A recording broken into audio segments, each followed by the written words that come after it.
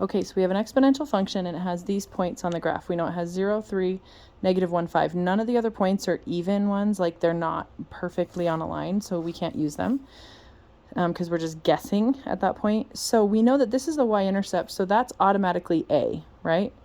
Because 3 goes in here. We know when x equals 0, this turns to 1 because anything to the 0 is 1. So this turns to 1 and we get 3 times 1, which is 3.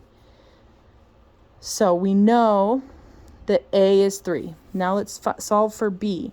To solve for b, we have to make x and y known values. They're no longer variables, okay? So we're going to plug in this point. To see how this is y, we're going to put that here. And when y is 5, x is negative 1. Okay, so we're going to solve now for b. So we can't do exponents first. We always got to do multiplication first. So we're going to divide both sides by 3. And we get 5/3 on this side equals b to the negative 1. Now I want b all by itself. It's not quite by itself. It's b to the negative 1.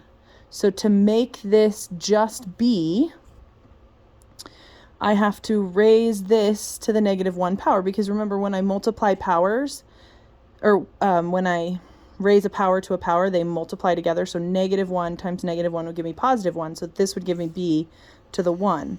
But if I do it to the one side, I got to do it to the other. So I do negative 1 on this side. Okay, so now this is b by itself. And what is 5/3 to the negative 1? Well, remember, negative 1 just flips my fraction. So this is actually 3/5. So b would be 3/5. So now we have our b, we have our a. We can come back to our original equation. Y equals, okay, 3 is a, b is 3/5 to the x.